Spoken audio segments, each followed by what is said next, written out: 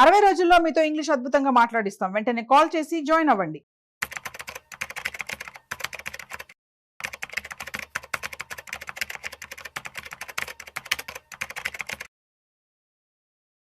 Hi hello నమస్తే welcome to business buzz with Rajiv Pasupuleti on Suman TV. So guys, ఇవాళ నేను మీకు ఒక డౌట్ క్లియర్ చేయబోతున్నాను. ఏంటిది అంటే, చాలా మంది కూడాను ఇల్లు కొనడం బెటరా, లేదంటే మ్యూచువల్ ఫండ్స్లో ఇన్వెస్ట్మెంట్ చేయడం బెటరా, ఆర్ ఎల్స్ ఆల్టర్నేటివ్ ఇన్వెస్ట్మెంట్లో ఇన్వెస్ట్మెంట్ చేయడం బెటర్ అని చెప్పి అంటూ ఉంటారు. సో దీనికి సంబంధించి ఇవాళ మేము మీకు క్లారిటీ ఇవ్వబోతున్నాం. అయితే దీని గురించి చెప్పడానికి ఇవాళ మనతో వెల్దీ చక్రధర్ గారు ఉన్నారు. సో వారి మాటల్లోనే అడిగి తెలుసుకుందాం. హాయ్ సార్, నమస్తే.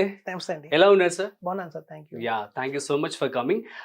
సార్ చెప్పండి. సో యూజువల్గా మనం చూస్తున్నాం రీసెంట్ టైమ్స్లో చాలా మంది కూడాను ఇల్లు కొన్ని వడ్డీ కట్టడం కంటే డైరెక్ట్గా మ్యూచువల్ ఫండ్స్ ఇన్వెస్ట్మెంట్ చేసి ఆర్ ఆల్టర్నేటివ్ ఇన్వెస్ట్మెంట్స్ ఏవైతే ఉన్నాయో వాటి ద్వారా వచ్చే డబ్బుతో ఇల్లు కొనుక్కోవచ్చు, దాని ద్వారా మనకి లంసం కూడా మిగులుతుందని చెప్పి అంటూ ఉంటారు. సో దీన్ని మీరు ఎలా జస్టిఫై చేస్తారు, ఏంటి? ఇది యాక్చువల్గా 2 కేటగిరీస్ మనం ఆలోచించాలండి. చాలా మంది ఇల్లు కొనే టైంలో 2 రకాలుగా కొంటారు. అవును. ఒకళ్ళేమో సెల్ఫ్ గా ఉండడం కోసం కొనుక్కుంటారు, ఇంకోళ్ళేమో అదొక ఇన్వెస్ట్మెంట్, ఒక అసెట్ లాగా చూస్తారు. అంటే ఓకే, నాకు 2 ఫ్లాట్స్ ఉన్నాయి, 3 ఫ్లాట్స్ ఉన్నాయి, బెంగళూరులో ఒక ఫ్లాట్ ఉంది, హైదరాబాద్ లో ఒక ఫ్లాట్ ఉంది, కొంచెం ప్రౌడ్ గా ఉంటుంది చెప్పుకోవడానికి, కొంచెం లగ్జరియస్ గా ఉంటుంది, అదొక అసెట్, అప్రిషియేషన్ ఉంటుంది అని థాట్ లో ఉంటారు. ఇప్పుడు సాధారణంగా ఒక ఫ్లాట్ కొనాలి అంటే దానికి మనకు తెలుసు, ఫుడ్, క్లోత్, షెల్టర్ చాలా బేసిక్ నీడ్స్. ఎగ్జాక్ట్లీ. సో మనం ఎప్పుడైనా సరే, నేను నా క్లయింట్స్ అందరికీ అడ్వైస్ చేసేది ఏంటంటే, మీకు ఫస్ట్ హౌస్ లేదనుకోండి, హౌస్ లేదన్నప్పుడు కొనేసుకోవాలి ఒక ఇల్లు. ఎందుకంటే బయట మార్కెట్ లో ప్రైజెస్ పెరుగుతున్నాయి.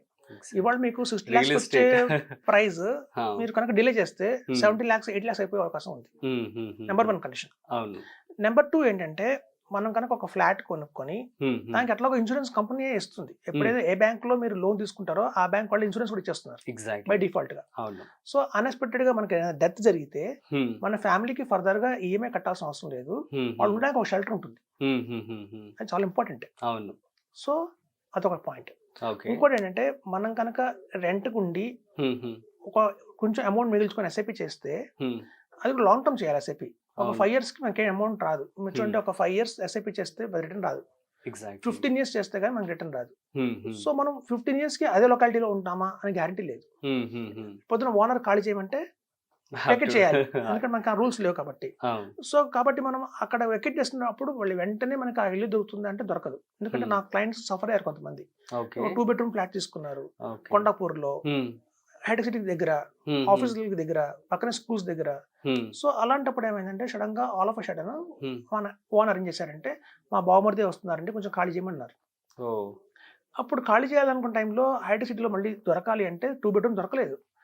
అందరు ఏంటంటే 3 bedroom ఉంది కావాలంటే తీసుకోండి అంటారు. 3 bedroom ఏమో ఒక వైఫ్, హస్బెండ్, ఒక పాపకి ఎక్కువ రెంట్ కూడా 40,000 చెప్తున్నారు. ఇప్పుడు అక్కడ గేటెడ్ కమ్యూనిటీస్ ఎక్కువైపోయినాయి.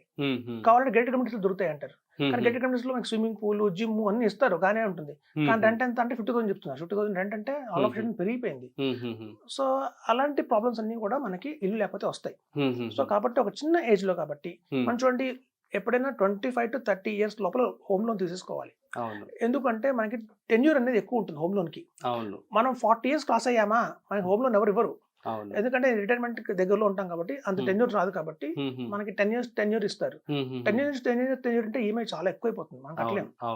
సో మనకి ఇయర్ ఆన్ ఇయర్ మనకి ఫ్లాట్ కాస్ట్ కూడా పెరిగిపోతూ ఉంటుంది.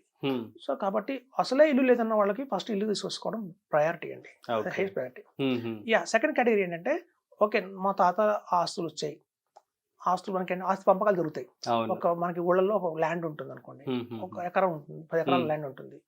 సో నాన్నగారు ఏం చేస్తారంటే, ఇద్దరికి కొడుకులకి 5 ఎకరాలు రాస్తారు.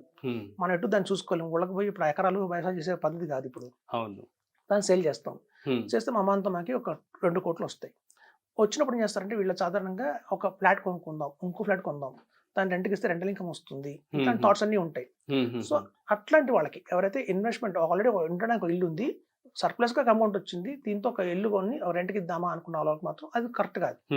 ఎందుకంటే చెప్తాను చూడండి, మనకి రెంటల్ ఇన్కమ్ ఎప్పుడైనా 4% మించి రాదు. అంటే మీరు ₹1,00,00,000 పెట్టి ఇల్లు కొన్నా కూడా మనకి వచ్చి 25,000 రెంట్ వస్తుంది.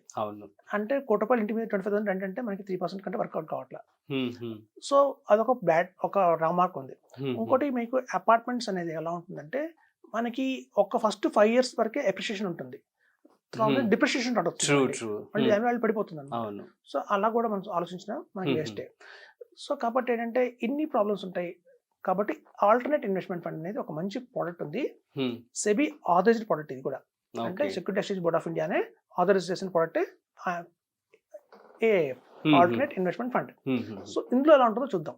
సపోజ్ ఇందులో కనుక ఎవరన్నా 1 crore ఇన్వెస్ట్మెంట్ చేస్తే ఆ 1 crore ని ఒక మంచి ఫండ్ మేనేజర్స్ అనే వాళ్ళు ఏం చేస్తారంటే 80 lakhs వరకు లిస్టెడ్ స్టాక్స్ లో పెడతారు, 20 lakhs అన్లిస్టెడ్ స్టాక్స్ లో పెడతారు. పెట్టి దాన్ని గణనీయంగా స్టాక్ మార్కెట్ అనేది పెరుగుతూ ఉంటుంది. చూడండి, అందరికీ తెలుసు మ్యూచువల్ ఫండ్స్ లో ఇన్వెస్ట్మెంట్ చేయమని చెప్తున్నాము. ఎందుకు అంటే స్టాక్ మార్కెట్ పెరుగుతుంది కాబట్టి. ఇవాళ 80,000 లో ఉన్న స్టాక్ మార్కెట్ బై 2020 35 40 వచ్చేటికల్లా ఇవాళ సెన్సెక్స్ 80,000 ఏదైతే ఉంటుందో అది గణనీయంగా 1.5 lakh లేదంటే 1,75,000 బియాండ్ 2 lakhs వెళ్ళినా ఆశ్చర్యపోక్కర్లేని చెప్తున్నాం. అంత మనకి ఈ గ్రోత్ అనేది ఉంది. ఎందుకంటే మన ఎకానమీ చూస్తే ఇన్ఫ్లేషన్ 7%, జీడిపి 6% ఉంది ఇండియాది. ఆ రెండు యాడ్ చేస్తే 13% వస్తుంది. సో ఒక మ్యూచువల్ ఫండ్, ఒక స్టాక్ మార్కెట్ రిటర్న్ ఎంత అంటే 13% రిటర్న్ ఉంది. సో ఈ 13% 14% రిటర్న్ లో కనుక మనం క్యాలిక్యులేట్ చేసుకుంటూ వెళ్తే మనం పెట్టిన ఈ 1 crore ఏఏఎఫ్ లో with in 10 years number 5 crores అవుతుంది. 5 crores అలా అని చెప్పి మనం కనుక ఫ్లాట్ కొంటే ఇవాళ ఒక 10 ఏళ్లలో 5 కోట్లు అవుతుంది అవ్వదు. ఎందుకంటే ఒక ఫ్లాట్ కి ఒక పాయింట్ ఆఫ్ సాచురేషన్ అనేది వస్తుంది. ఒక రేంజ్, ఒక స్టేజ్ కి వచ్చాక ఆగిపోతుంది అక్కడ. And some times real estate అనేది ఒకసారి బాగుంటుంది, ఒకసారి సడన్ గా పడుతుంది, ఆఫ్టర్ దట్ అగైన్ రైజ్ అవ్వచ్చు. కానీ ఒక స్టాక్ మార్కెట్ లాగా అల్టిమేట్ గా గ్రో అనేది ఉండదు. ఒక సాచురేషన్ పాయింట్ అనేది ఒక పాయింట్ ఉంటుంది. ఆ పాయింట్ వచ్చాక అక్కడి నుంచి ఫర్దర్ గ్రోత్ అవ్వదు, ఇంకా అయిపోతుంది. మనం ఇవాళ స్క్వేర్ ఎసెప్టీ 10,000 పెట్టి కొన్నాము అంటే పర్ స్క్వేర్ ఎసెప్టీ మీరు 1 crore పెట్టారు అనుకోండి, 10,000 స్క్వేర్ ఎసెప్టీ 1,000 ఎసెప్టీ వస్తుంది, అంటే 2 bedroom వస్తుంది. సో ఆ 10,000 ఎసెప్టీ మీకు పెరిగి 15,000 16,000 దాకా వెళ్తుంది తప్ప బియాండ్ దట్ ఇంకా పెరగదు. పక్క ఫ్లాట్ పెరుగుతుంది కానీ మంది పెరగదు. మన డిప్రిషియేషన్ స్టార్ట్ అవుతుంది అనమాట. ఆల్రెడీ ఓల్డ్ అయిపోయింది కదా, 5 years ఓల్డ్ అయిపోయింది సార్ అంటారు. సో అక్కడి నుంచి పెరగదు ఇంకా. సో మనకి స్టాక్ మార్కెట్ లో అంటే అలా కాదు, ఇంకేంటంటే గ్రాడ్యువల్ గా పెరుగుతూనే ఉంటుంది. ఇవాళ 80,000 ఉన్న స్టాక్ మార్కెట్ పొద్దున 1 lakh 1.5 lakh 2 lakhs 2.5 lakhs మన పిల్లలు పెద్ద సరికల్లా అది 6 lakhs అవుతుంది. సో కాబట్టి అలా గ్రోత్ మనకి ఎక్కువ ఉంటుంది. కాబట్టి ఆల్టర్నేట్ ఇన్వెస్ట్మెంట్ ఫండ్ బెస్ట్ అని చెప్తున్నాం. ఇంకో ప్లస్ పాయింట్ ఏంటంటే ట్యాక్స్ ఫ్రీ. ఈ వచ్చిన 5 కోట్లు కూడా మీకు ట్యాక్స్ ఫ్రీ. ఏఎఫ్ లో ఉన్న ప్లస్ పాయింట్ ఏంటంటే టాక్సేషన్ అనేది ఆ మొత్తం వాల్యూమ్ మీద కంపెనీ కట్టేస్తుంది, పైన కట్టేసి ఇన్వెస్టర్ చేతికి వచ్చేసరికల్లా ట్యాక్స్ ఫ్రీగా వస్తుంది. మనం మళ్ళీ రిటర్న్స్ ఫైల్ చేసుకున్నా కూడా మనం ట్యాక్స్ కట్టక్కర్లేదు. కానీ అదే మనకి ల్యాండ్ లో కానీ లేకపోతే ఫ్లాట్ లో కానీ పెట్టామనుకోండి, ఆ పెట్టిన అమౌంట్ మీద వచ్చే రిటర్న్ మీద మనం ట్యాక్స్ కట్టాలి. లాంగ్ టర్మ్ తీసుకున్నా కూడా 12% ట్యాక్స్ కట్టాలి. అది ఒక మళ్ళీ క్యాపిటల్ గెయిన్స్ ఉంటుంది. సో ఇక్కడ మనకి ఎన్ని ట్యాక్స్ ఫ్రీ వచ్చింది. తర్వాత ఏంటంటే ఈ 1 crore ని ఒకసారి ఇన్వెస్ట్మెంట్ చేయాలా అంటే ఏఎఫ్ లో ఆప్షన్ ఉంది మనకి. 10 lakhs 10 lakhs 10 lakhs 10 lakhs లాగా 10 months ఇవ్వచ్చు. ఒక ఆప్షన్ ఉంది. లేదా 25 lakhs 25 lakhs 25 lakhs లాగా 4 times ఇవ్వచ్చు. అదొక ఆప్షన్ ఉంది. సో ఒకేసారి కూడా మనం బర్డెన్ అవ్వదు, మనం ఇట్లా కూడా ఇవ్వచ్చుకోవచ్చు. సో కాబట్టి ఒక లంసమ్ గా అమౌంట్ ఉంది, రిటైర్మెంట్ అయ్యాము, లంసమ్ అమౌంట్ వచ్చింది, లేదా యాన్సిస్ట్రల్ ప్రాపర్టీ వచ్చింది, ఒకటి ల్యాండ్ అమ్మాము, వచ్చే అమౌంట్ ఏ రూపంలో లంసంగా తెలివిగా ఇన్వెస్ట్మెంట్ చేస్తే మనకే కాదండి, మన నెక్స్ట్ 2 to 3 generations కూడా హ్యాపీగా ఉండొచ్చని చెప్తున్నాను. ఎందుకంటే మనం ఒక 2 పిల్లలు ఉన్నారు అనుకోండి, మీరు అన్నట్టు రాము శ్యాము ఒక ఎగ్జాంపుల్ తీసుకుందాం. ఇప్పుడు రాము ఏం చేశాడంటే మీలాగా ఒక ఫ్లాట్ కొన్నాడు, పిల్లడికి ఇద్దాం కదా ఒక ఫ్లాట్ కొన్నాడు. శ్యాము ఏం చేశాడంటే తెలివిగా ఏఎఫ్ లో పెట్టాడు అనుకున్నాం. రేపొద్దున వీళ్ళ పిల్లలకి వీళ్ళు ఇచ్చేటప్పటికి ఏమవుతుందంటే ఇతనేమో 5 కోట్లు లంసంగా ఏఎఫ్ లో ఇస్తున్నాడు. రామ్కి వాళ్ళ అబ్బాయికి ఏంటంటే సెకండ్ హ్యాండ్ హౌస్ వచ్చింది, ఫస్ట్ హ్యాండ్ కాదు సెకండ్ హ్యాండ్ హౌస్ వచ్చింది విత్ ఆల్ రిపేర్స్. ఏంటి ఈ పని చేసాం అంటాడు. సో కాబట్టి అలా కాకుండా మనం ప్రాపర్ గా ఆలోచించుకొని ఏది కరెక్ట్ అని చెప్పి తీసుకోవాలి.